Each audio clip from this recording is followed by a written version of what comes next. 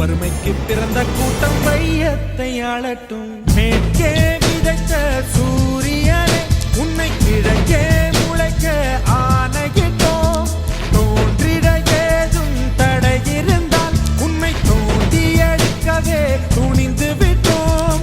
இடர் நீங்கவே வந்த இருள் போகவே கையில் ஒளிச்சாட்டை எடுத்தால் என்ன?